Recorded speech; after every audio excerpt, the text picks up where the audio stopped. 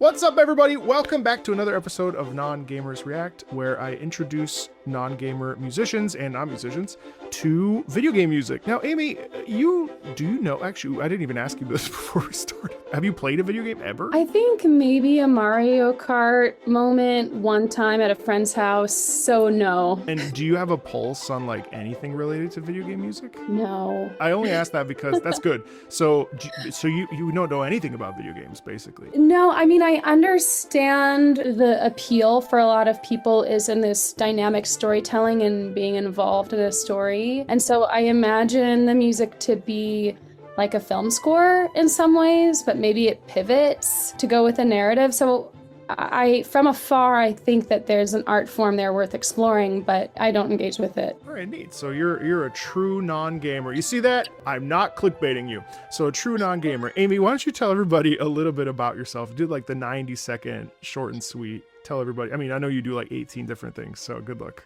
Yeah, well, I'm mostly an opera singer, opera and concert and musical theater work on a live stage. I also dabble in producing and conducting, and I'm a teacher, a voice teacher and a coach. All of the stuff that I do is related to music.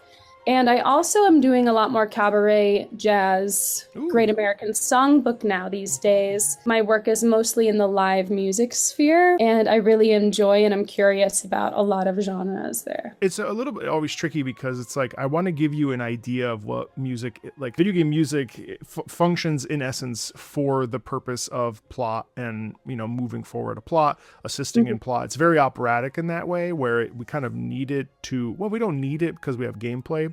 But it's like the accoutrement. It's like the ice cream on the cake, you know, or the pie, like ice cream on a cake. Well, it could be an ice cream cake, I suppose. I like ice cream on any dessert. So I like ice cream.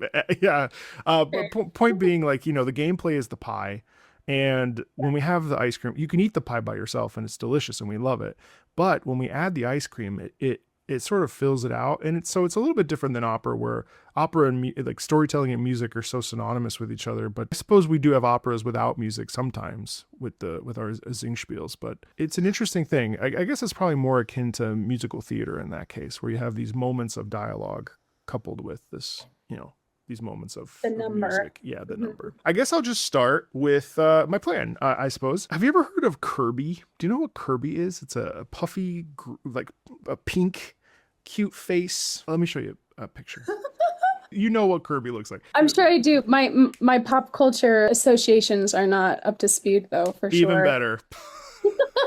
Even better. So here's Kirby. Surely you've seen this before, right? Yeah, that looks familiar. Kirby's like a lovable pink very lovable thing. It's very cute. The Kirby series, you know, it's one of the Nintendo, you know, Nintendo, of course, right? Mario, yeah. Kirby is very much akin to like Legend of Zelda, Super Mario. You know, he's very much a mascot of the 90s, right? Like one of the main like flagship games of the Super Nintendo. So I wanted to play two cool examples. So there's a really famous song from Kirby Super Star called Gourmet Race. I wanted to play you the like original sound that we used to have on the Super Nintendo. And then I want to take you to a more modern remixed version of it from a recent game that came out in 2025. Just so you can hear, I guess, what things used to sound like on the Super Nintendo, and then also how we've transitioned into a modern era, because it's really interesting. But a lot of video game music now, there's a wide variety of genres and styles in video game music because there's no need to adhere to any rules, really. Just what the game is. And so we've actually kind of swung back into this very orchestral, choral, real. It's all digital, of course, but now there's also these video game music concerts and stuff. So we're taking the things that are digital and putting them on orchestra stages and performing them and stuff. So I also, since I know, you know, you're a soprano, I also brought a lot of soprano music, actually. So that'll be fun for you to check out too. So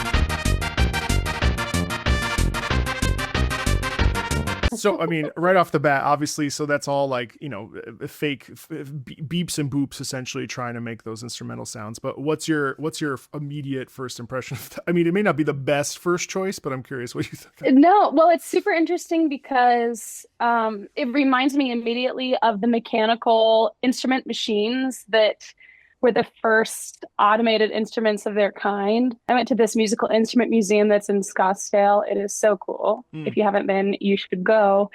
But they have those big machines where they basically wind it up or plug it in, whatever it is. And then you have, big drums that are mechanically producing a Yeah. and it's on a track. You also have player pianos. Music boxes are another iteration of that. This reminds me of that because it's sort of a relentless beat that has no ebb or flow, right? So there's a mechanical quality to it and also a one dynamic situation. So for me, it gets relentless pretty quickly. I feel like I'm in a carnival, with the cymbals kind of clashing around my head.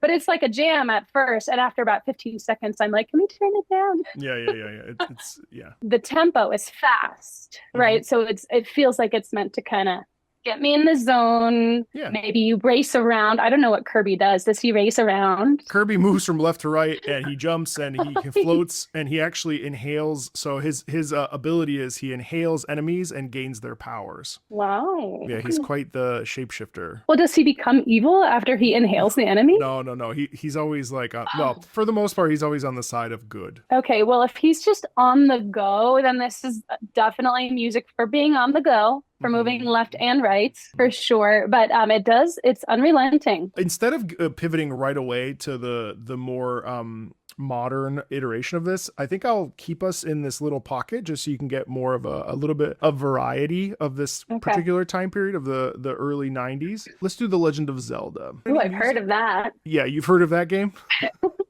I don't think I've heard music.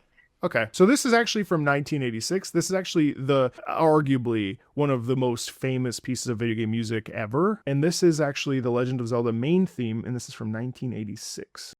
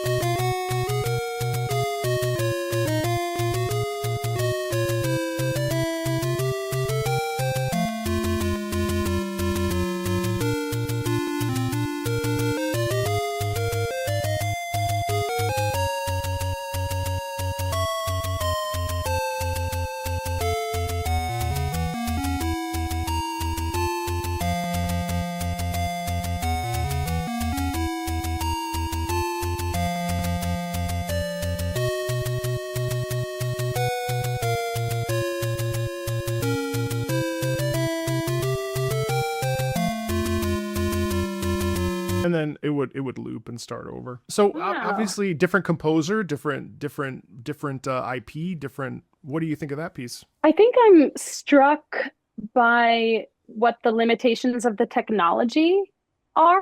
Yeah. And I think I'm always curious about how creators work within boundaries and limitations. And I think that produces some of the most interesting things, because when we have unlimited options, at least for me, I get decision fatigue. So it seems like he's working on 3 tracks, he or she. I don't know who the composer Kondo, is. Yeah. Okay. And with that limited amount of technology, he's doing an interesting counterpoint and using motifs, right? Da, da, da, da, da. And then he also changes the motif from minor to major. Da, da, da, da, da, da, da, da. And so with very simple repeated patterns, I'm taken on a journey of optimism right away, from something that's a little bit more melancholy to something that's a little bit more like, are we on an adventure? Mm-hmm. And the sound itself is just nostalgic because it's an old sound, one of the earliest, electronic sounds. So not very sophisticated, but I think I'm pretty impressed with what he was able to accomplish with that, right? And just three simple lines and still building without a full orchestra. That's pretty cool to me. Yeah, it's quite. I mean, it's simple, but yet it has a lot of like character depth to it. Like you immediately you can place yourself in a situation. You know where you are. You know you're starting up on a journey. You know that you're getting going on an adventure. You know that you have to gird yourself and prepare yourself, and then. But you're right, is that there is this balance of optimism and a sort of like, okay, I can do this, but also I'm a little bit nervous, it's some of the right, and the relenting right. Normal nowadays we have full orchestras to accomplish that, from strings and then big swelling lines, and for him to accomplish that with 3 electronic lines with just a change of note here and there, super strategic, really and effective. Cool. It's interesting, because at this time period, I think video game music has obviously changed a lot, and we'll get into many, many examples of that as we move through this next, 2 hours together. But one thing worth noting is the fact that beeps and boops, I think, doesn't necessarily mean inferior. It just is a different. And really, if you think about it, it's kind of an amazing technology because it's only been 40 years.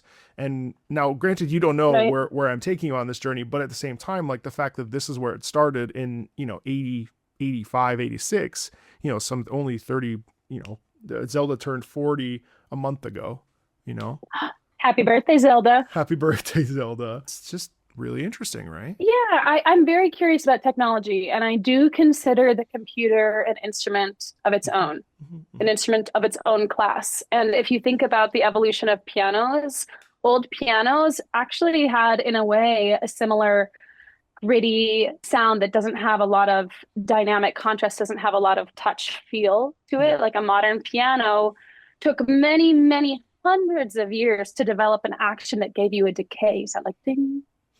Before it's just ding, ding, ding, ding, ding, ding, ding, ding.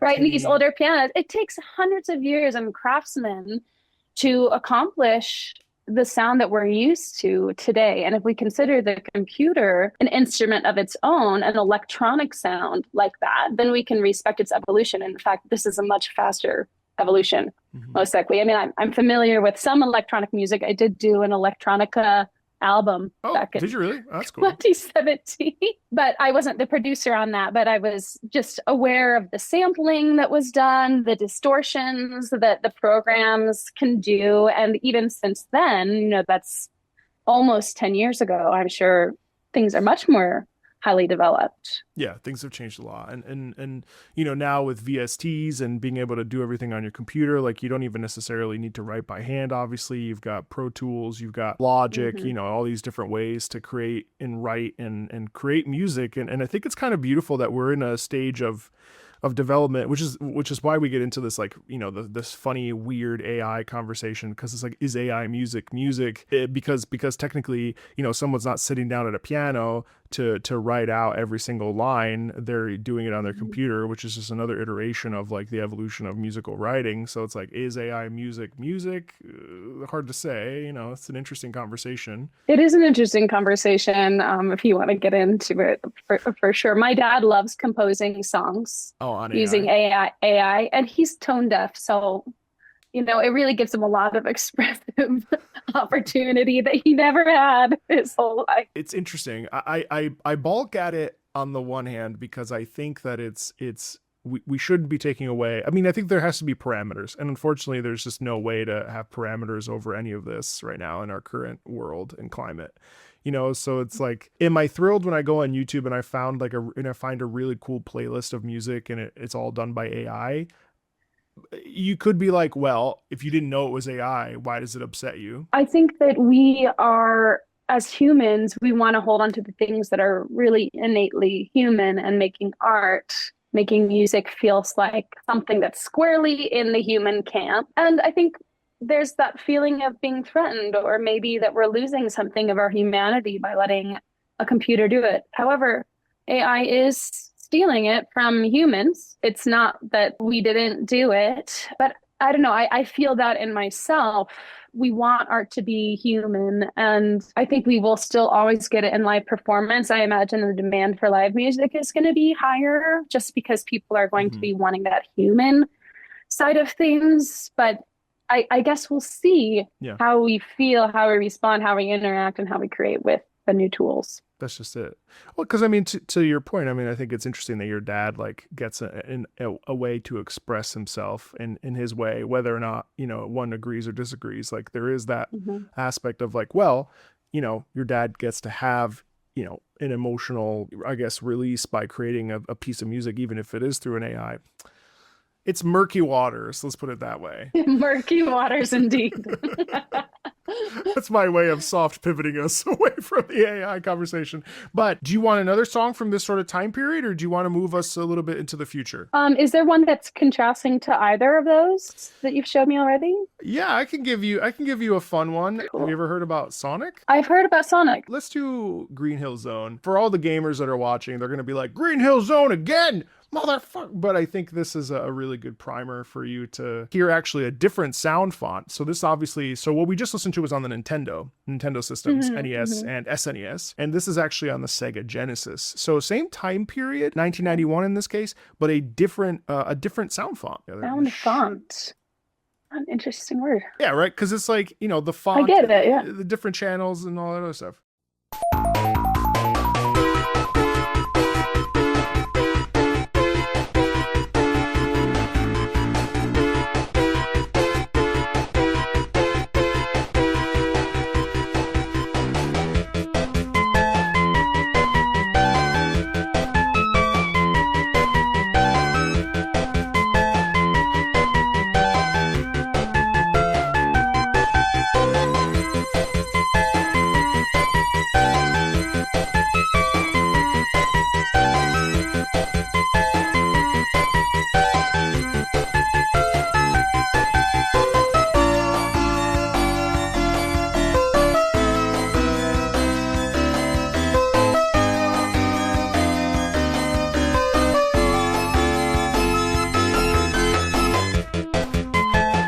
And so this would just play indefinitely, but it's actually kind of interesting because it's literally just a 55-minute song made to loop. Oh wow. Yeah, that would drive me crazy. The loop would drive me crazy for sure. Just because the same thing over and over again. I guess is it meant to put you in sort of a game trance? Well, I mean, it's supposed to carry you through the level, and then the levels are not typically very long. So, like, 2 minutes in and you're done. You know what I mean? Like, it wouldn't be like a 15-minute. Like, there's also a time limit for a lot of these ones. So it's kind of like Got it. short and sweet. It delivers a punch. There's like, 10 different tracks for all the different levels in this case. And then once you're done with the levels, that's it. The game's over. Yeah, well, it definitely keeps you on a similar plane. There's an A and a B and then back to an A. So there's some change, but versus the Zelda, which I felt like was building, had a building journey to it. This is more just like, here we are.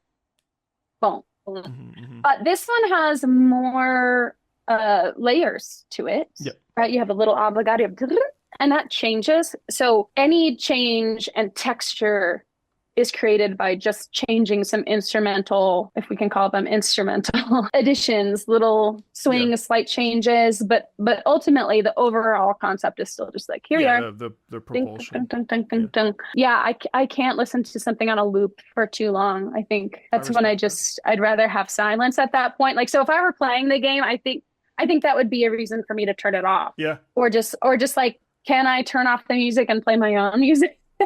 Well, yeah. I mean, I think that's fair. There's got to be, because of like growing up with it, like, because video games, actually, it's funny, but video games were my constant throughout my entire opera career. Like the thing that kept me like stable and sane, which, as you know, it could be a very insane career. Oh, I know. Yeah. was video games. Actually, I brought them with me everywhere I went. And when I was 7, when we immigrated from the United States from Italy to the United States, the first thing I was given was a Super Nintendo. That actually, like, so I feel like I'm maybe because of like experience with it, I'm more tolerant of that, because I'm like, oh well, it's Green Hill Zone, like that's just a vibe. Yeah, You know? the it's a vibe. Exactly. I think that when you have the association of comfort and joy with it, that's one thing. And then also because of the loop, I do imagine that it puts you in some sort of trance. Maybe trance is too strong of a word, but like you said, it's a A zone vibe. of focus. And then you're just Yeah. in the vibe, right? You're in it and you stay there. Yeah. And so I see how that like can be a piece of the puzzle of just continuing to play and moving on to the next level and the next, because you're in this sort of groove that has momentum and it's unrelenting. In a way, when I get on Instagram and go into one of those Zoom tunnels, or the not Zoom tunnels, short tunnel, scrolling tunnels, you know, when you kind of don't even realize what's happening. Good thing I have time limits on that, because it's powerfully addictive. But I think there's something very purposeful about that. And whether it's the technological limitations or just actually really purposeful, it puts you in there and just keeps you there. The little, here we are. And that's a good point too, because I mean, again, we're listening to this in a vacuum, intentionally so, because I really feel strongly that because we have the things that we're doing while playing, one of the inherent, I think, not problems, but one of the inherent sort of challenges with trying to, you know, give music its flowers is that we have a lot going on. And so we can't always just sit there and just enjoy it for its own sake, because yes, there is a lot of context, especially as we move, our musical journey, you and I, into the more story-based things. Yes, of course, the music is there to aid in the storytelling process. This has a different, now Zelda also has that, but like Gourmet Race and Sonic the Hedgehog are much more, because they're essentially just levels. Each level has its theme, so it's kind of like its own leitmotif for those specific levels. But that's a totally different doing than interacting with a story. Totally different. Yeah. So it makes sense. It's music for a different purpose, and to know that music can have different kinds of influences on our psyche and our emotions gives us opportunities to play with it where it's appropriate. I love this. And I'm grateful that you wanted to come on, especially because it's honestly so super rare. You know, it'll be like the first time in 20 years, the first time in, you know, in a while. But for you, we're basically the same age. Like the fact that you've never interacted with video games ever is very rare. Let's go over to Super Mario 64. So Super Mario 64 is 1996. So still in the same, but now we're in a further iteration of the Nintendo system. So now it's the Nintendo 64. Around the same time, we also have the PlayStation 1. We have the Xbox. So this is the sort of time frame. We're starting to move into a different sound font for sure. Here we enter into the world of MIDI.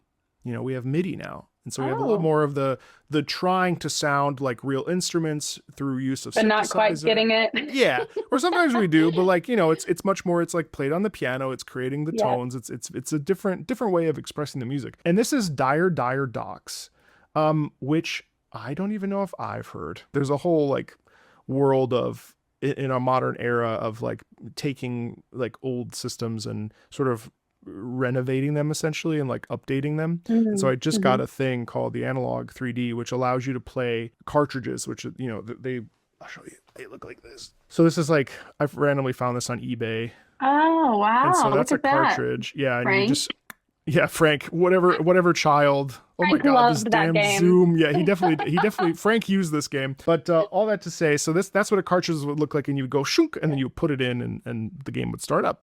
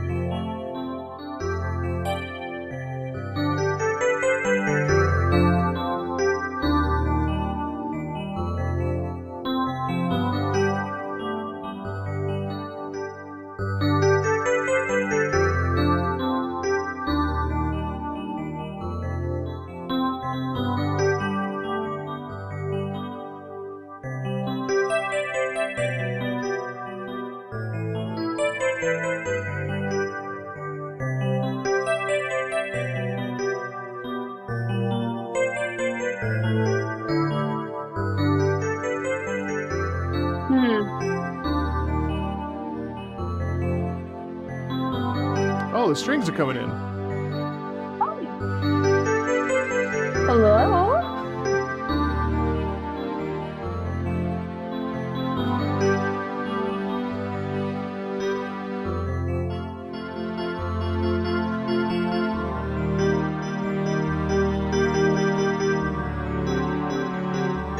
This is nice, actually. Yeah.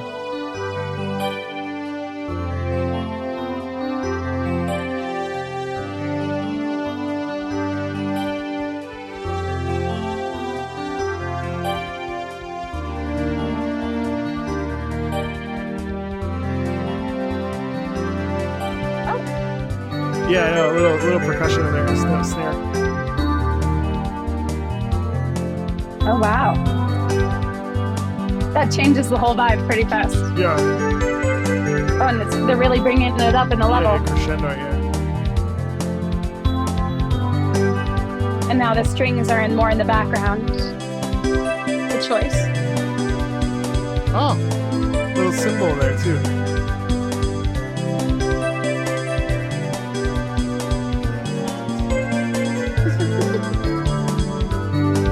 I don't think I would have chosen those drums, but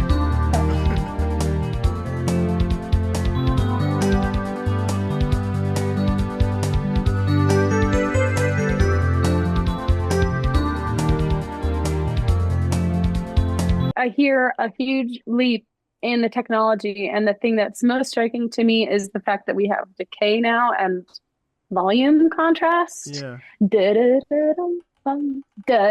Instead of ding, ding, ding, ding, ding, ding, ding, ding, ding. Yeah, there's that flow. There's a little bit of that, and maybe it's just because you have the ring on the edge, so you can still hear it, but it's a decayed sound rather than an attacked sound.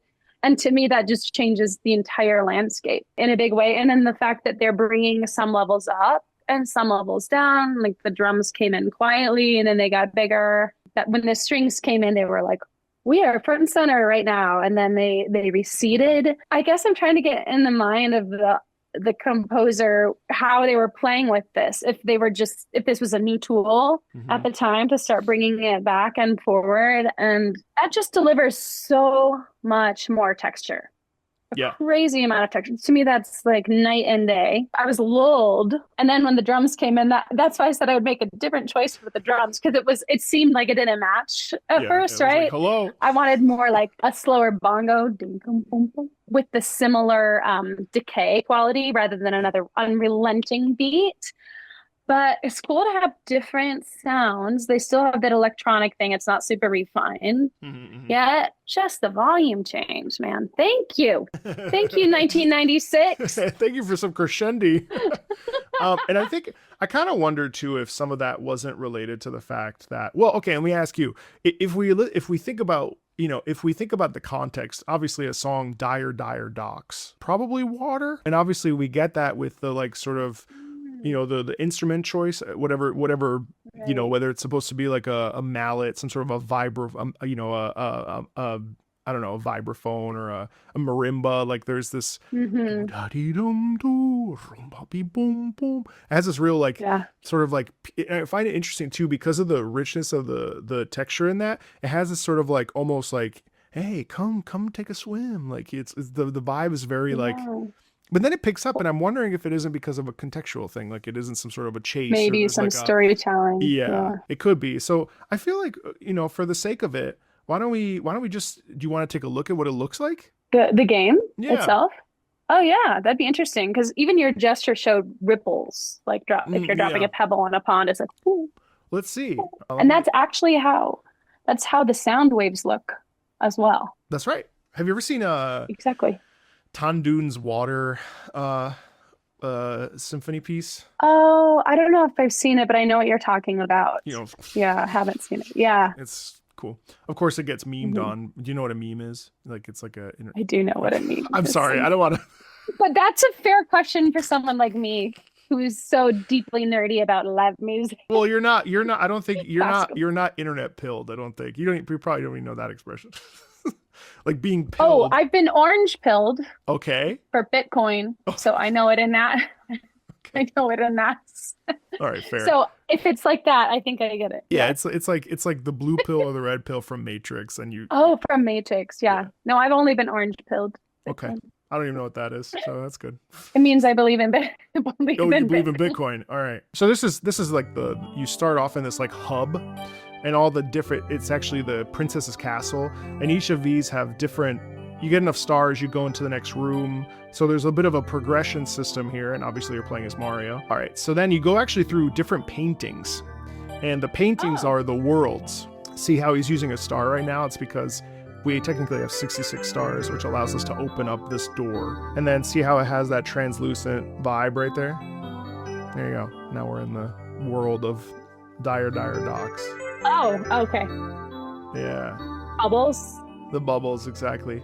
I just want to fast forward a little bit to when it picks up, because I'm kind of curious. Yeah. Oh, okay. Oh. So, Okay, it's like a change. yeah, all right. So that's what happens. You know, actually, we really don't hear that snare drum part in that very much, if at all. That other thing was like a separate. It was a way of transitioning us to it. Yeah. Yeah. But that makes sense because you're kind of out of the water by the time the drums come in. Anyway, so that's what that.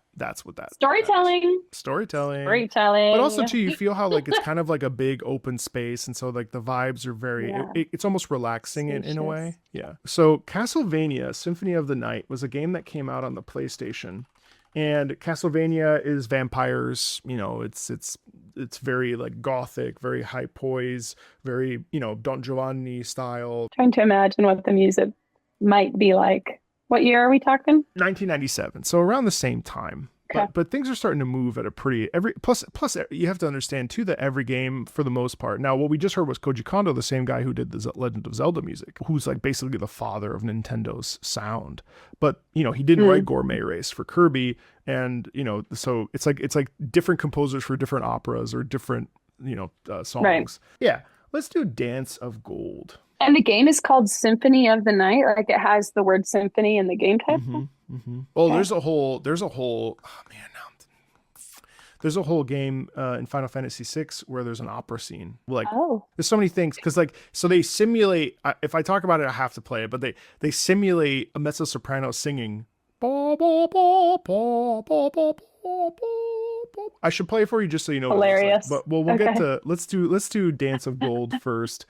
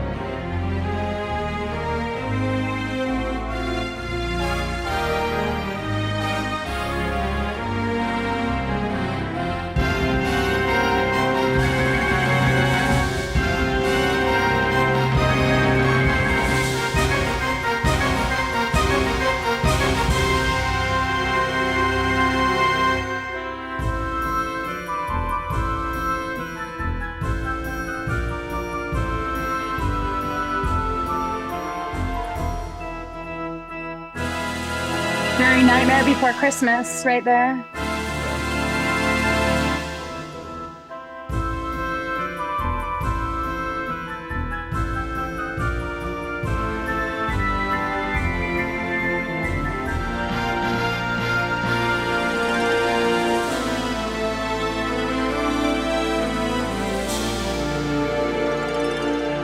Oh, okay.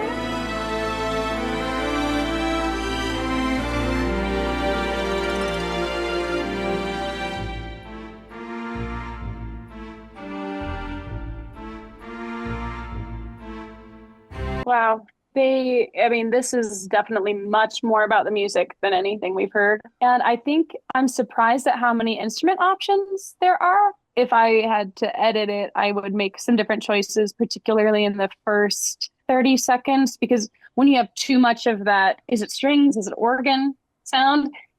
It gets a little overwhelming, but you have some really beautiful textures that come out later. I'm curious, do you know if anyone's orchestrated this for a real orchestra? Oh, 1,000 million percent. It's just a question Okay, of, yeah, yes, 1,000,000%.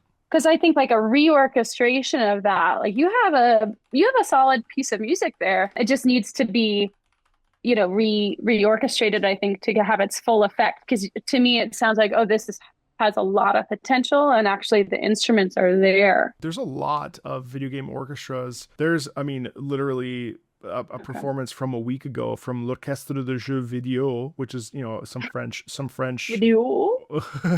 some French orchestra, but like there's a lot. And the thing is, that's just Okay. one tiny example, but there's like, I mean, wood carving partita is like a whole harpsichord piece. Like there's Castlevania. Oh. Yeah, Symphony of the Night really leans into, there's an aria that plays, I believe, like you stumble upon a ghost and she's singing a song. It's very baroque in its structures, and it has a real elegance throughout it, and it's definitely a more refined piece than what we listened to previously, which is cool. Yeah, I mean, there's like moments of it that sound almost like John Williams. Yeah, yeah. You've got like even a little Harry Potter moment in there. I think it's cool when we talk about accessibility to more full classic orchestral music. This feels like suddenly we have a bridge, and Well, it's you said 97, right? yeah. 1997. Well, I mean, think about it this way. Like, I'm about to play you this Draco and Maria opera song, right?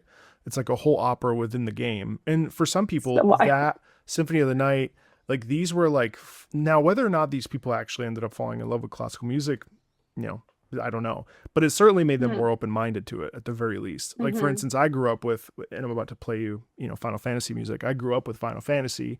And whether or not I knew it or not, Final Fantasy music was like, those were like the defining moments of my childhood, listening to music and like Mm-hmm. actively engaging with it, Wow. burning discs, burning CDs with Final Fantasy piano music, which is, it's like that exposed me to a whole bunch of different Mhm. art styles, because it's just interesting. This is a very specific game, but like take for instance here. So this is the Draco and Maria. We won't listen to the whole thing because it's long, but I love how much you love it.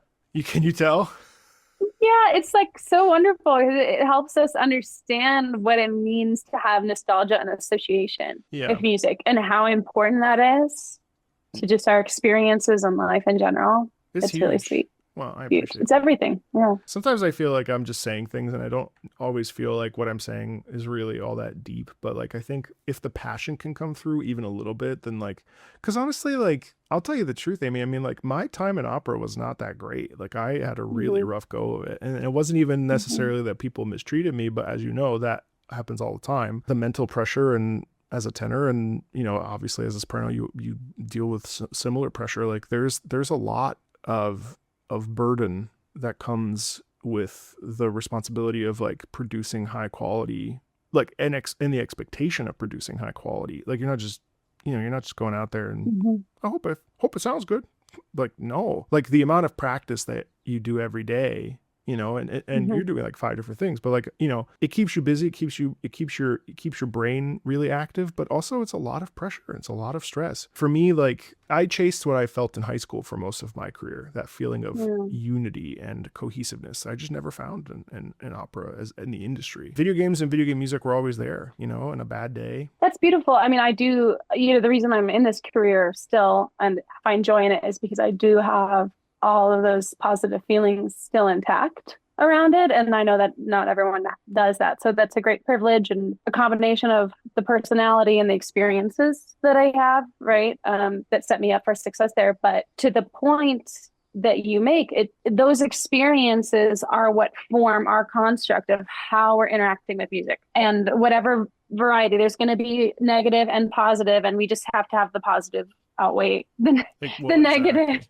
at the end of the day. And to have something musically that is almost 100%, if not 100% positive, I think is so essential for any person to have any relationship with music, whether they play it or just listen to it. It's all about that. The whole point of music is to have an emotional response.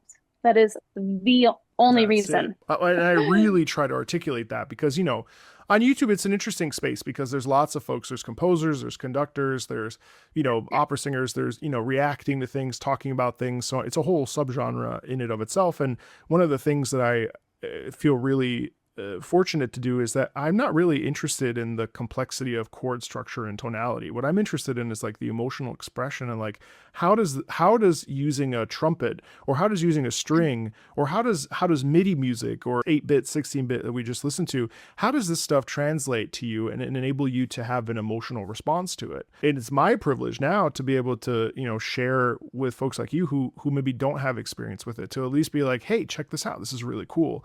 You know, at the very least, to just know it exists. Whether or not you go off and decide to become a gamer or discover video game music is hardly my problem. But like the fact that you know that now that there's a whole world, and we haven't even gotten to the really crazy stuff yet. So anyway, I'm going to play you the opera aria just for a couple seconds. It's Maria and Draco opera scene Aria di Mezzo Carattere. There's an orchestral tour of Distant Worlds, which is the Final Fantasy orchestral tour they do every year. There's hundreds and hundreds of concerts. Alexei Bogdanov, I don't know if you know Alexei. Oh. He's singing like the baritone, the bass, the part in this, but like they're using legit opera singers. I forget where it is, but anyway, let's listen to a couple seconds of this so you can get a sense of it. And it's really cool because in the game you actually choose the you choose what line she sings next.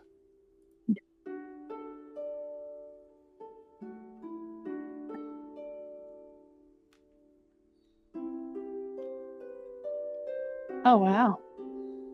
So the next line is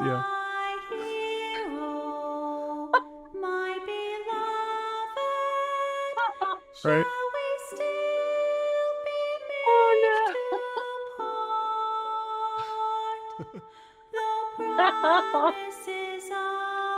Oh, opera is so toast. This is right, but like that's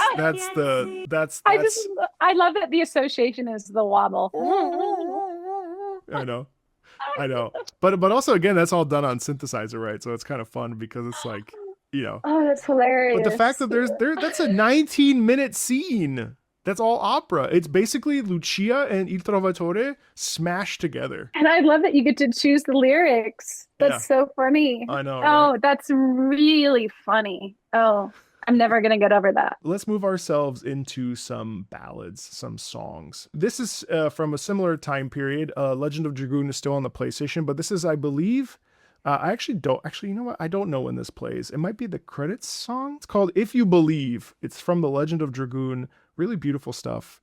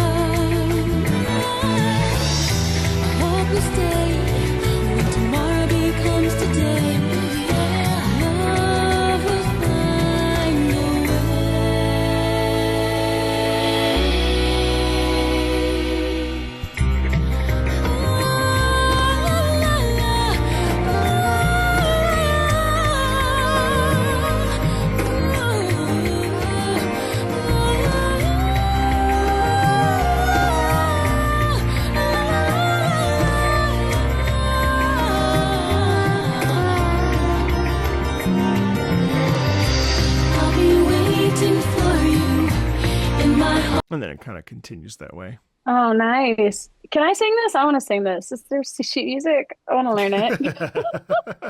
Well, I'm sure you can find it. Yeah. Do you like that? Yes. So, I mean, we're now in recorded, like that's a Yeah. recorded vocal Yeah. versus the other ones were all electronic. This is a song. Yes. This is is. not just like a level.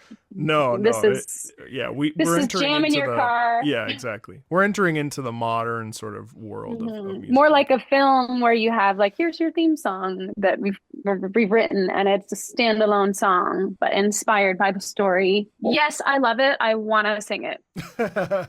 And it's like it's a high voice. You know, when you were saying earlier that we're often less interested in the mechanics and the techniques behind it, we're more interested in the emotional response. The only reason we really have to understand the mechanics is so that if we're trying to create a certain emotional response, we can do it because we have the tools. Right. It's all at the service of the emotional response. This is super interesting.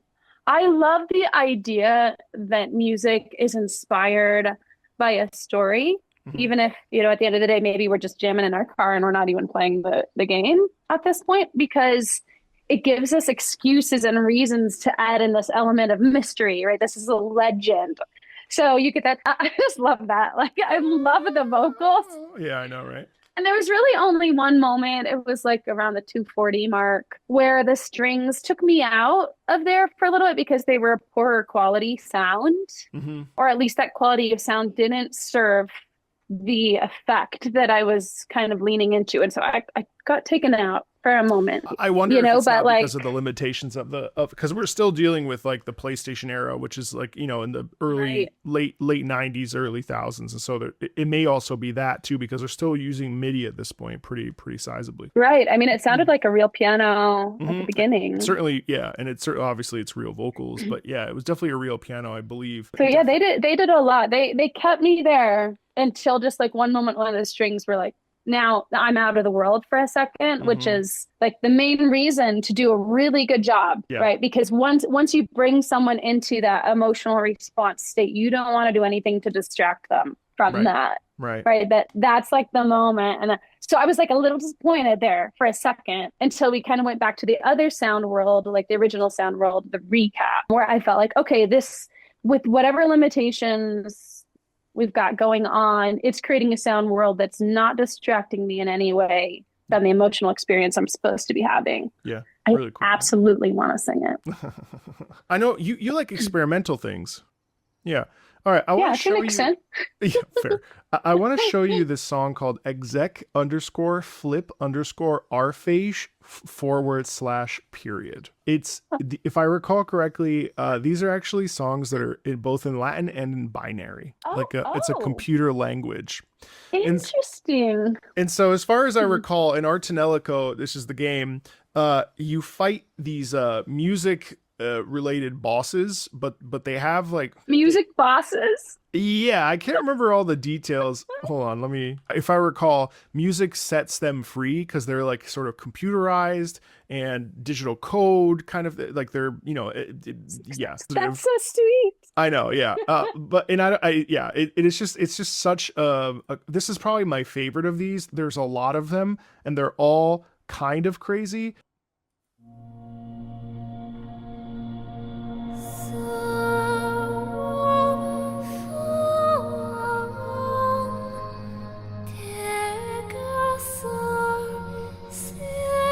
This is binary language?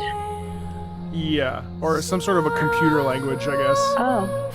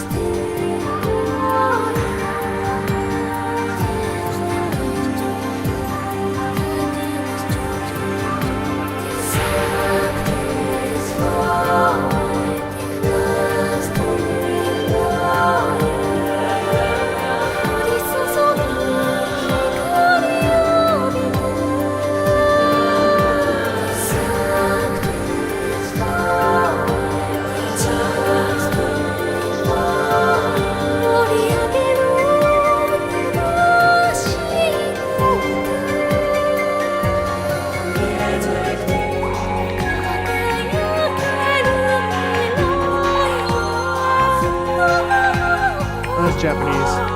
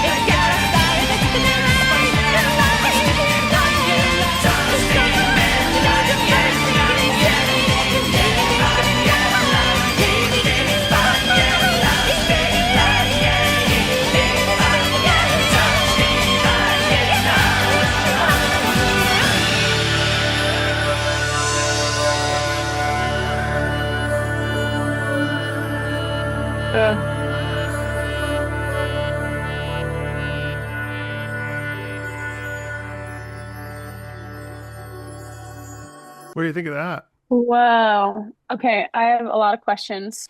So, a computer generated those lyrics? No. Okay, so let me. No. Oh. So I was mistaken. I did some back end research while we were talking. Oh, So okay. so this music plays every time you fight one of the main villains in the game. It's called a boss. Oh. We call them bosses in video games lingo, right? This was a combination of Hymnos, which is the in-game language, and I just want to explain this to you. So the Hymnos language is the English localized materials of the series. It's a language created by Akira Tsuchiya for the Tonelico series. The language is now by a specific group of people to communicate with their servers, like the computer servers, though it has other uses as well. Humans can use it to control ancient machinery. Hymnos vocabulary stems from a variety of sources, including English, Latin, Japanese, Sanskrit, and German. What I meant by computers was that there's like a balance between the singing is the human aspect of it, and then there's also this component of it's very science fiction with computers and servers and all that stuff. Oh, okay. Does that clarify? Okay. Because I wasn't fully clear on it either. So it's almost like the computer is a character of its own in a way. Like there's a culture around the computer interaction that has its own language, that has its own interface as part of the game. To the best of my knowledge. That is really interesting. I think about other worlds that have created languages, like the Lord of the Rings world, where you have elfin language, and the amount of effort to create a language like that, and at least on this video, showing the alphabet, really beautiful symbols. Again, I'm in the mind of the creator, thinking like they were really into this. 1000%. But I mean, look at how that. Yeah, 1,000,000%. And if you look at, here's the screen, that's the script of the different symbols. Human beings, man, we're so nerdy. It's wild. We certainly can be. Yeah, 1,000,000%. That's a lot of attention to a lot of detail. At the beginning of this journey, we were looking at just using very tiny changes to create a feeling. And now we're in the realm of creating an entire language with new symbols. This is intense work. I think the sounds that they create are really beautiful. I'm guessing this is mostly live vocal again, or yes. And there are so many wonderful live. I mean, it's an experience. It's so different from it. Yeah. And at first it was like when I first looked at Strauss for the first time, I remember being so put off by it that I didn't want to sit down and listen to it because I was so used to Verdi and Puccini and the bel canto guys. So I never thought to myself like, oh, Strauss is really deep. And then as I got more and more immersed into the musical language, that was when I started to say, oh my God, Strauss is a genius. Strauss is one of my favorite composers, but you do need like a little bit of education and a little bit of exposure to that sound world in order to appreciate it for what it is. But and to your point, it's a really interesting thing too, because there's an anime. You know what anime is? Yeah. So there's an anime called Cowboy Bebop that I'm watching right now, and the majority of the soundtrack is jazz. They're like big band jazz, Wow, okay. a bit of fusion. And I gotta tell you, I've been listening to more jazz now because I've been sort of naturally exposed to it. But it's that thing that we and I think this is how we like continue to push the boundary of being open-minded by like slowly easing our way into discovery, right? We can't be thrown into the deep end all the time. Like sometimes we have to wade into that shallow end to then be like, oh my God. I mean, I've had people go to see operas because they interface with me, an opera singer, right? Yeah. So like, it's amazing how we are so incredibly adaptable if we choose to or are able to be open-minded. And actually, I don't think we don't know each other super well, but I would say the one thing I know about you is that you're extremely curious and open-minded and want to have your hands in a bunch of different pots. Yeah, and being open-minded is just a better way to live, right? Frankly, yes. It does challenge us to be out of our comfort zones, but the more we get out of our comfort zone, the easier that becomes. And then we understand the great rewards of experiencing new things. And it's cool to think about video games as an entry point to many different styles, from big band to opera to symphonic music. And in this case, I'd say choral music, especially at the beginning, Yeah.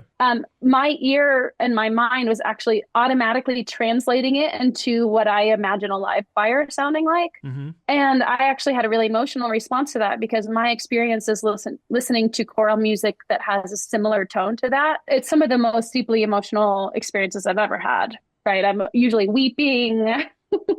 I always bring tissues to a choral concert. I think that's what this piece did for me Yeah. versus the other one was more operatic. And just, the human experiences on the other side of that. For example, the first time I sang at Jazz Fest, I went on stage. I thought I was maybe going to do one number. I just found myself on stage the whole time, and I sang backup vocals for an entire set that I didn't know a single song Wow. on, and just kind of figured it out.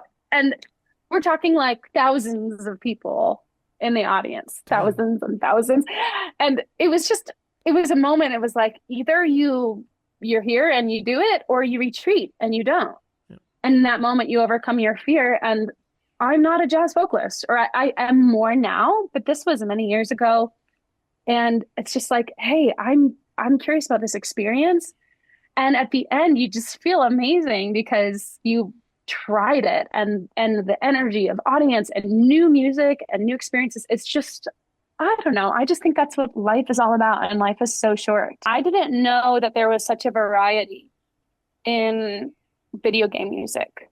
But now that I'm being introduced to it, it makes sense. Of course, the variety, because there's a variety of stories, there's a variety of creators. And I'm guessing, like, you can't go to one movie that you don't like and say, I don't like movies, just because you didn't like the one movie. Actually, you know what I mean? It's hilarious that you say this, because there's a guy I know, really good creator. He was like going to check out an opera, and it was like, I can't even remember what it was that he saw, but it was like not a great first time opera. What the hell? Stupid. What did you really say? Want to hear this? But I was like, what opera was it? And then his response was to that original tweet was, guess I'm not an opera guy, but I'm definitely a gamer. And I was like, but what opera was it? And then people were like, and I was like, because you can't judge one off of the rest, because there's too much variety. There's huge variety. Opera is a huge spectrum. It's a huge spectrum, just like this. Right. Exactly. Right. This doesn't sound even remotely like the Mario. No, and it or wouldn't. Right. Yeah. The pink guy, whatever, the hedgehog. Kirby. Like different Kirby. Kirby. Pink guy. The vacuum cleaner. Yeah. So I think that open-mindedness can still allow for our taste, right? We're allowed to not like one thing or another, but to write off an entire genre means that you're cutting off a huge amount of life experience that could be really enriching.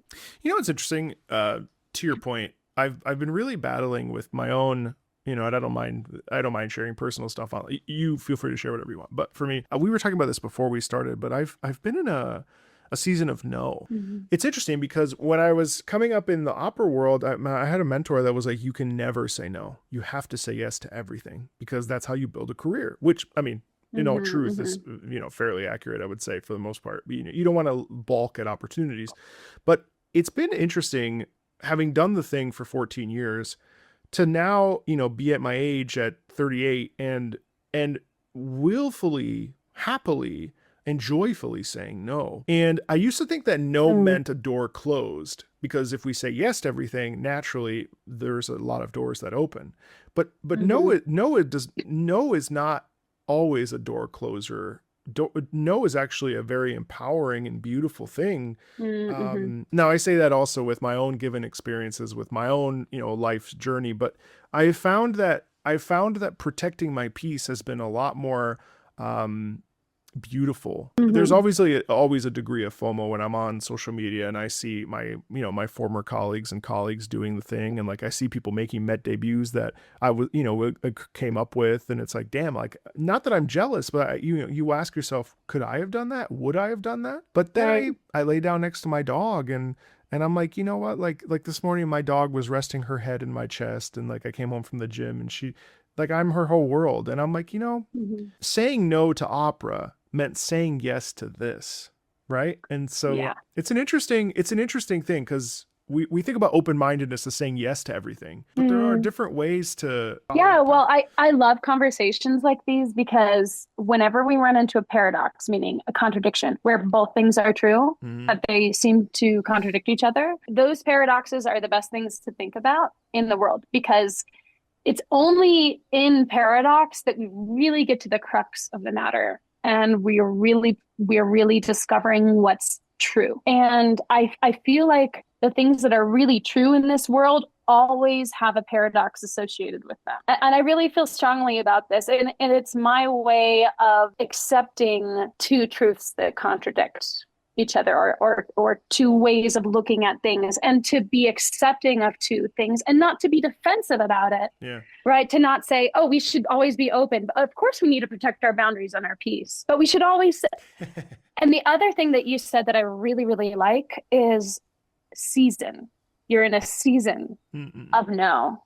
And I think that approaching life as seasonal or in chapters is really important, because you can have it all, but not all at the same time. Or you can lean into one project or one way of thinking, and it doesn't have to be infinite. It's not forever. Right. And that way we can still protect our peace. We can still explore. Thinking about that in music is a really beautiful way of doing that, because, or like, if I'm saying, oh, I don't want to hear that loop over and over again, like that for me is a 30-second. It's not that I won't listen to it, but my boundary for my piece is it's going to drive me crazy if I have to listen to that any longer. Right. And that's okay. Yeah.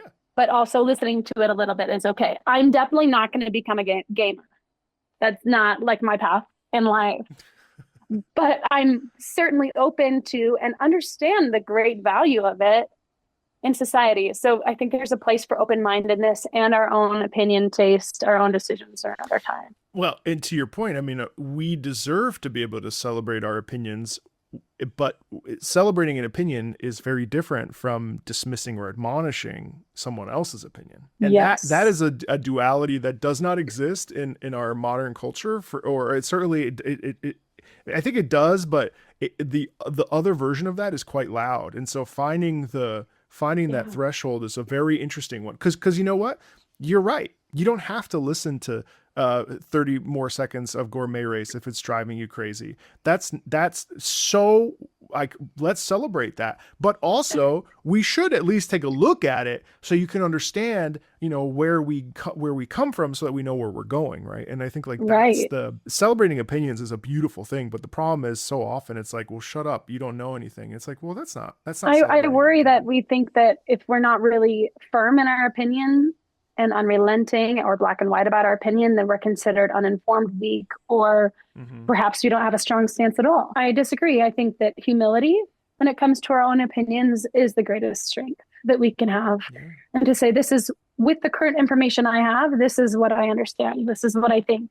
But I understand that I don't know everything. And I hope that I'm open to change and evolve based on whatever new information might come. Exactly. So you said that you're exploring jazz and jazz music and jazz singing.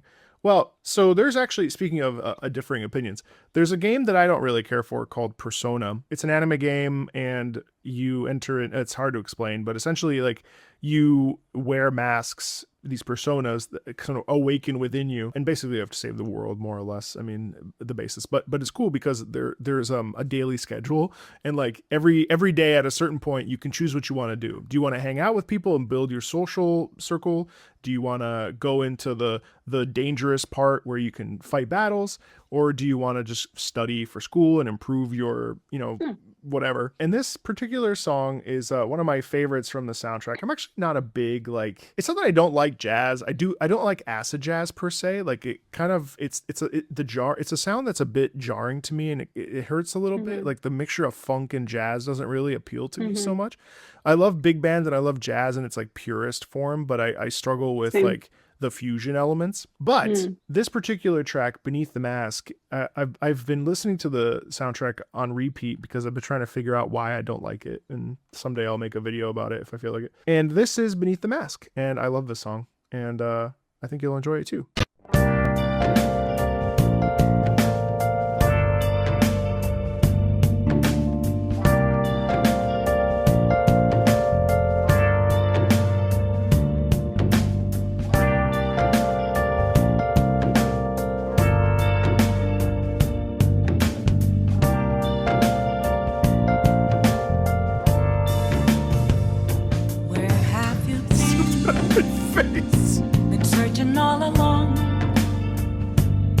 Pacing while alone without a clue, without a sign, without grasping it. The real question to be asked: where have I been? I'm a sharpshooter at those masquerade, hiding both face and mind, all free for you to draw. I'm a sharpshooter. What else should I be?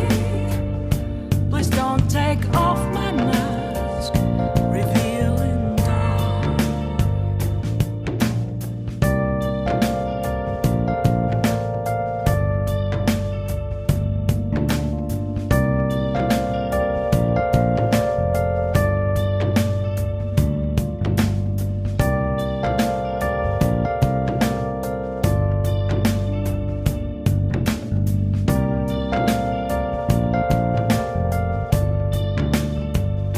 Moments of calm, nothing left to be found. A mirror right in front of me, that's where I found an empty glass, reflecting that's a truth. It's telling words not to be told. I need that mask. I'm a sharpshooter at those masquerade, hiding both face and mind, all free for you to draw. I'm a sharpshooter, chained down to my core. Please don't take off my mask, my place to hide.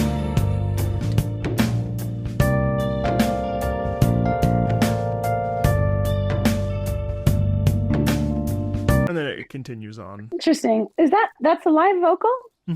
Live vocals, yeah. So interesting. Wow. Okay, so because this is more modern and now I'm thinking about how it compares to other modern music in this style, like I definitely want it to be better, you know. Okay. I don't know, it's like the Timu version of modern jazz. Oh God. Well, You know what I mean? I Like, do, it's I like- do, I do. Yes, it sounds, and I've mentioned this with another colleague, where it's not that it's bad. It sounds like it's trying to be the thing. That Yeah, and yes. it's like not quite like I think that the creators of this, I think it would be worth it for them to pay a little more attention to this because it's close to being really cool because of the style, the general style they're going after. And honestly, it could be as simple as just taking the edge off the tempo because there's too many words. Mhm. Right? Is it shape shifter? Or just like a little more could be Giving it served room from to that. breathe, yeah. Yeah, and like just a little more melody because this style you need a little bit more interest in the melodic line in order for it to play.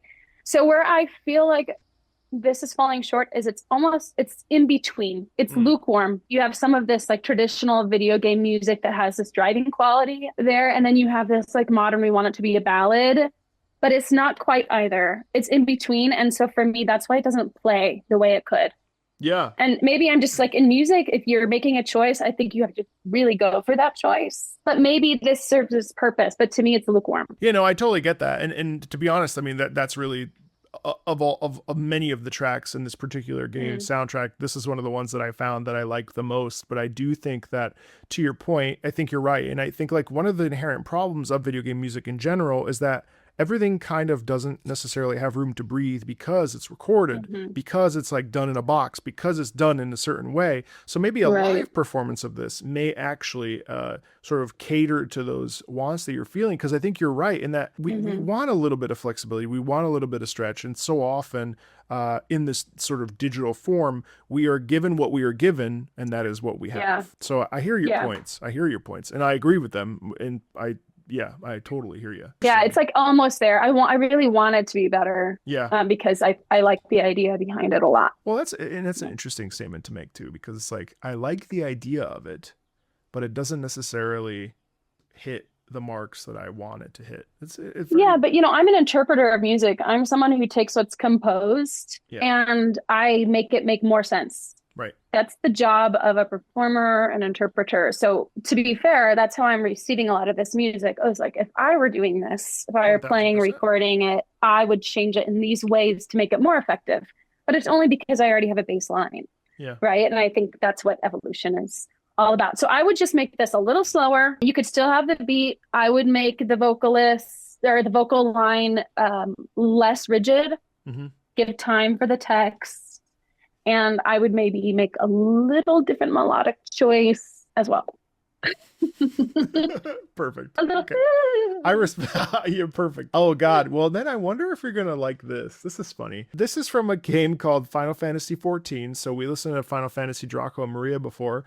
14 is called an MMO, and an MMO is a massive multiplayer online game, which features millions and billions of people that play this game concurrently in a very alive world of their own. This song is from a particular battle at the Arcadian. And the Arcadian is basically like a gladiatorial arena, and each of these characters has their own theme.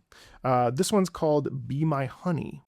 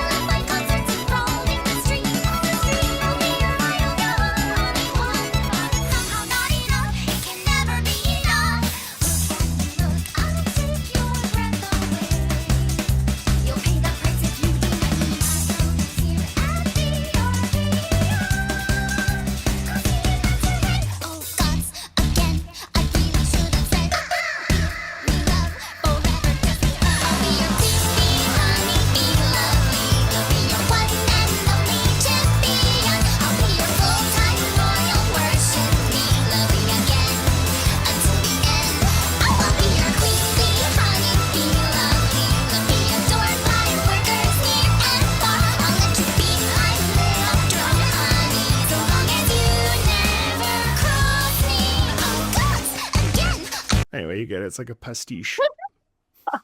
Is that awful to you, or is it charming? Yeah, I'm trying to bridge my own opinion with like why it's like that, right? I see it's very purposeful with what it's doing. So I think that it's accomplishing what it's supposed to do. I have like this dramatic feminist response to like hyper feminized baby doll type of sound, where I don't like that because I have associations that are like pretty negative with that. So I'm like, I hate that. But the contrast of that is so interesting, right? This like innocent sort of sound, like don't cross me, and then she's like exploding. Yeah. So I can see why that's like interesting and appealing, and just the contrast of the music versus the violence that's happening is interesting. And it seems like they're really clearly alluding to old sound, retro sound, but the electronic. I personally don't think that retro sound plays very well in the modern context because you have all the other stuff as well. And so then it starts to get noisy. Yeah, exactly. Like, because you have the retro plus the modern. So I would maybe like strip that out a little bit, and then I think we'd have a different experience. It's cute. You know, who's the player for this? Are these female players, male players? Oh, you mean like people that play the game? Yeah, like Oh, who are they marketing to? it's all sorts. I mean, it's really marketed to anybody that wants to play it. I mean, there are plenty of people that play Final Fantasy 14 that are probably in their late 60s. There are also people, retirees. There's also 18-year-olds, 20-year-olds, 30-year-olds. It's kind of whoever wants to dive in, you know what I mean? Yeah, I'm just curious who the main market, like when they're creating the game, who is this for originally? Because it's such a different palette, Yeah, and this is right? only one thing. The thing is like, so in Uh, 14, because it's an MMO, like I mentioned earlier, it really runs the mhm. gamut. Because, for Okay. example, listen to this. This is from the same game. Okay. Careful spoilers for those of you that are not wanting to be privy to any of this. It's always evolving, so it never really runs out. It's no end of a game, but this was the end of a story. But listen to how different this Uh-huh. is.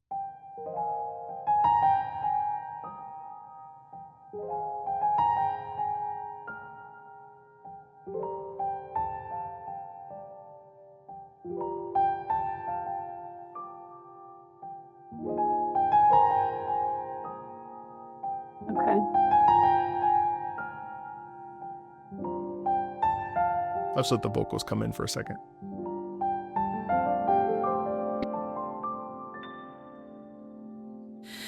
Welcome and well met, my brave little spark.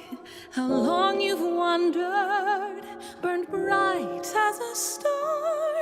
Oh, I have awaited you patiently all this time, Mm. past every phase. So usually, I mean, like there's a Oh, wide variety of genres, even within that yeah. Arcadian thing. That was just the one girl, but there's like, They made a choice to be like retro and yeah, but girly. the next one Okay. is heavy metal, and the next one features the guitarist Oh. from, yeah, it's a whole bunch. There's like the one features the guitarist Oh. from Rage Against the Machine. Another one is like opera. Another one, so there's like it's a Oh, so huge it's not like the whole palette. game like that. No. That is really interesting. Whatever world you're entering has its own musical language and genre. Oh, someone who plays that game is exposed to a lot of music. You know what? Since we're here, that's called a raid. What I just played for you earlier, that one Hmm. particular thing. But like, listen to this. So this is another raid where you're fighting a god. Okay, check this out.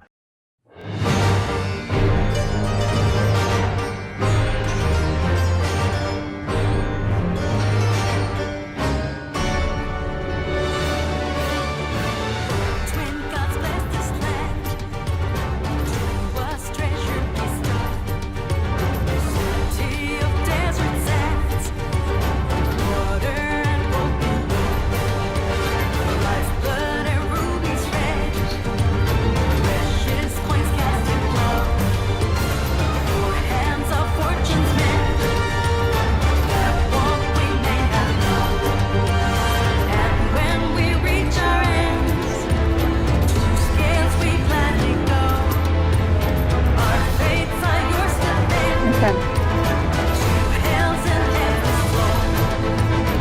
Under every sky, with silk fleece we weave a rainbow.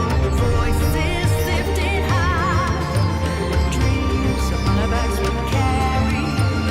When day beckons nigh, as us rest this time and slow, trusting hand in hand.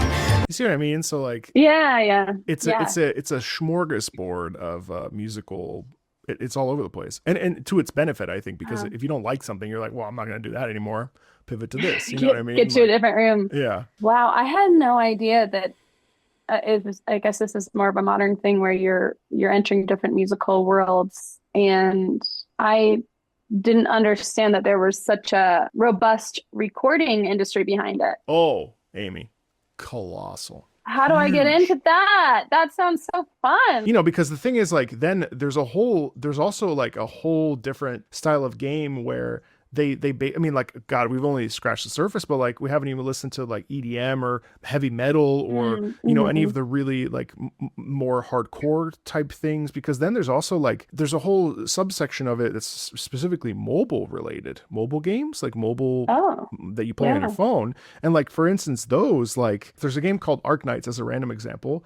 A lot of these come out of China. Here's Morning Dew, which is just, I randomly just Googled one of my favorite composers, Adam Gubman, who's a composer for like Disney parks and like, this is what he does. And this is literally like the trailer, because you have to spend money to get the characters and essentially gamble to get the characters. Not that it matters, but like this is the like theme of the character that is releasing that people can spend their money on. And it's just randomly on YouTube. Like, listen to this pop ballad. Don't let the loneliness stop you from being kind. Don't let them say that you're You know what I mean? Wow. Like that's, Yeah, and that's totally. just, so, I guess my thought to you is like, we didn't get to listen to nearly as much as I wanted. And there's a lot that I have on my list that, like, I've got some traditional Japanese instrumentation with orchestra, just a whole bunch. And also, like, we're not even talking about like the different genres of games, strategy games, first person shooter games, action role-playing games, fighting games.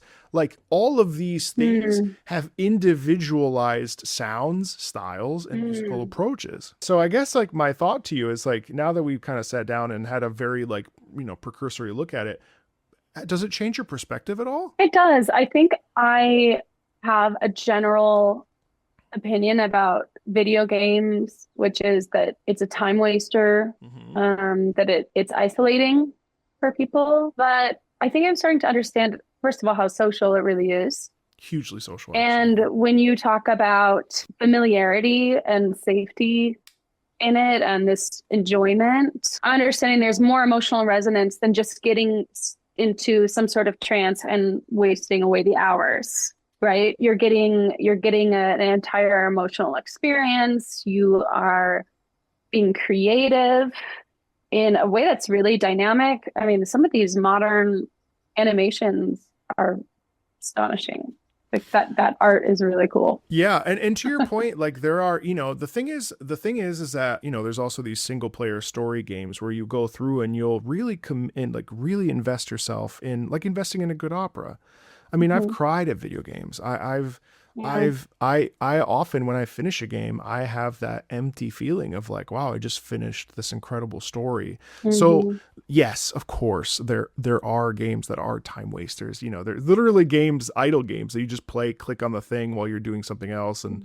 But there are also stories and journeys and they're visions of life, and like they can heal. I mean, there's lots of studies out there that I could find for you at some point, like, of like video games helping people with depression who like can't achieve goals in real life because they're so like lost in themselves, that giving themselves a checklist or an items to find in a video game actually helps them to then take a step into the real world and be able to do that checklist with life. Because it's a confidence booster. Exactly. Like, I can do this. Because if I can do this here, I can probably do it in the real world, And then the music I just showed you from Final Fantasy XIV, that's a deeply ingrained community experience. All those people you saw in the gameplay, those are real players playing together. Oh, wow. Cool. There are hundreds and hundreds of Discord servers of community. I mean, I have one with like 5,000 people in it, of people that are gathering. And like, I have friends in my moderation team that we've never met. One of the first communities that I was ever a part of was, I was a child. I was literally like 13 years old. And my parents were like, yeah, talk to these strangers on this online chat forum. And I've gone to those people's weddings, and wow. One guy literally was like, I was going through a hard time as a teenager. And one guy said, what you're experiencing now in what feels like 5 years will feel like 5 minutes, 5 years from now. And I literally this is a guy I've never met. And because I was part of a community through a video game, that I carried that with me in some of the harder parts of my life. So it's all to say, like, your perspective is valid. And I think like it's interesting, but like, there's actually so like the well is actually huge, and it's crazy because it's only been 40 years. Yeah. The technology has allowed a community from around the world to gather and interact. And I think that's Absolutely. one of the best things that technology can do for us. And I, I'm a storyteller by profession. I'm a musician by profession. And the fact that this all comes together, I mean, I have a lot more respect for, I'll call it an art form, this art form than I did at the beginning of the morning, but I was open to it. And, Yeah. I have heard from other friends of mine what it's meant to them. So it's hard for me to really understand because I don't game. Yeah. But if I compare it to things that connect me to community and to emotional experience, how is it that much different just because it's a different form? We're all seeking that. That's like the whole point of our human experience. And so cool that it actually opens up more possibilities for that for someone who may not, or someone who's moving or on the road. Like you said, when you're opera singer, it's like it can get really lonely on the road, and then to be able to just like plug into your community any old time, that's amazing. That's amazing. I was in France. I was living in DC, but I was in France, and there was a video game that I was playing that was based in post-apocalyptic DC. And weirdly, that was such a weird, but like that actually, I was alone in France. No one spoke English, and having my PlayStation there actually kept me sane because it was rainy and dreary, and so like all that to say, like, I absolutely would love to have you on and to listen even more because there's so much that we didn't get to. What I think is the most beautiful thing is that, and to your point, people have gone to see operas, and I mentioned it earlier, but because of like a random opera singer on the internet who happened to get lucky and start this YouTube channel, and all this happened kind of, I was done with music, Amy. Like I was ready to forego music for the rest of my life. I was like, you know what? I don't want anything to do with music ever again. And I started this channel after my dad died just on a whim, and it took off. And knowing that there are people that have actively gone to see operas and actually enjoyed them because they happened to see that some random opera singer was talking about video game music on YouTube is the kind of satisfaction that I don't think I could have ever gotten from the actual act of doing the very thing that I want people to go and do. So I love that. I'm so happy you have music in your life because I know it did you dirty. It did you dirty. It did me dirty. Like it's there for you. It's there for you. Music is for everyone. I love it. I agree. So thanks for sharing that. What a journey. Of course. And thank you so much, Amy, for coming on the channel. And thank you everybody for watching. I hope you really enjoyed this episode. If you want Amy back, definitely let me know. But of course we do. Thank you everybody, and we'll see you later. Bye. Thank you.